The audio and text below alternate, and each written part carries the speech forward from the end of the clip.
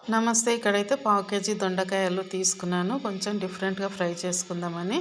దొండకాయ అంటే చాలామంది తినరు, ఇష్టపడరు కదా!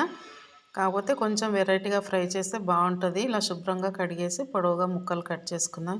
ఇవైతే నేను కొని కూడా ఒక నెల రోజులైతుంది. కానీ ఫ్రెష్‌గానే ఉన్నాయి. ఇలా కట్ చేసి పెట్టుకున్న తర్వాత స్టవ్ పై బాండి పెట్టేసుకొని 1.5 టేబుల్ స్పూన్ వరకు ఆయిల్ వేయాలి.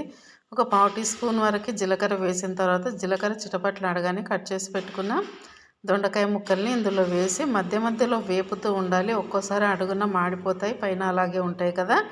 కాబట్టి మధ్య మధ్యలో ఇలా కలుపుతూ ఉండాలి. ఫ్రెష్‌గా దంచుకున్న అల్లం వెల్లిపాయ, ఒక చిన్న ముక్క అల్లం, ఒక 3, 4 ఎల్లిపాయలు అది కూడా ఇందులో వేసుకోవాలి. తర్వాత ఒక పావు టీ స్పూన్ వరకు పసుపు వేసుకొని ఇలా కలుపుతూ ఉండాలి.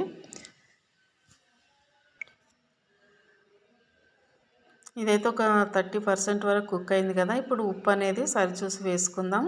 ఉప్పు వేస్తే కూడా తొందరగానే కుక్ అయిపోతుంది. ఇప్పుడు కలిపిన తర్వాత మూత పెట్టేసి ఒక 3, 4 నిమిషాల పాటు మంటను సిమ్లోనే పెట్టేద్దాం. ఆ ఆవిరికే ఈ దొండకాయ అనేది అందులోనే బాగా ఉడికిపోతుంది ఆయిల్లో.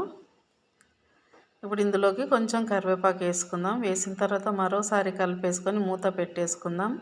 ఇంకా దీనికోసం అయితే కారం అయితే నేను ఒక టీ స్పూన్ కంటే కొంచెం ఎక్కువ తీసుకున్నా. కొంచెం ఘాటుగా తినేవాళ్ళు ఇంకొంచెం ఎక్కువ వేసుకోవచ్చు. ఇలా వేసుకున్న తర్వాత ఒకసారి కలిపేసుకొని, ఎందుకంటే ముందే కారం వేసి పెట్టుకుంటే కనుక ఇల్లంతా ఘాటు ఘాటు అవుతుంది కదా! కాబట్టి దొండకాయ అనేది ఒక 60% వరకు కుక్ అయిన తర్వాత ఇప్పుడు కారం వేసి కలుపుకుందాం. దీనికోసం అయితే నేను ఒక టేబుల్ స్పూన్ వరకు శనగపిండి తీసుకున్నాను. శనగపిండి అనేది ఇట్లా నీళ్ళలో కలిపి వేయకుండా పొడి పొడిగానే ఇందులో వేసుకోవాలి. మామూలుగా మనం కొన్ని కర్రీలలో అయితే వాటర్లో కలిపి వేసుకుంటాం కదా! ఇది ఫ్రై కాబట్టి ఇందులో అలాగే వేసుకోవాలి. ఇంకా ఈ శనగపిండి ప్లేస్లో మామూలుగా పుట్నాలు ఒక 2 టేబుల్ స్పూన్లు మిక్సీ పట్టి వేస్తే కనుక టేస్ట్ అనేది ఇంకా చాలా బాగుంటుంది. పుట్నాలు లేవు కాబట్టి నేను ఇలా శనగపిండితోనే అడ్జస్ట్ చేసిన అనమాట. ఇది మొత్తం ఒకసారి ఇలా కలిపేసుకొని మళ్ళీ మూత పెట్టేసుకొని సిమ్లో 1 నిమిషం పాటు పెట్టుకుంటే సరిపోతుంది. కర్రీ అనేది రెడీ అయిపోతుంది.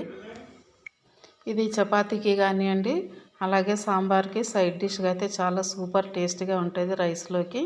ఓకే, నచ్చితే మీరు కూడా చేసుకోండి. మన ఛానల్ని అయితే సబ్స్క్రైబ్ చేసుకోండి. Thank you.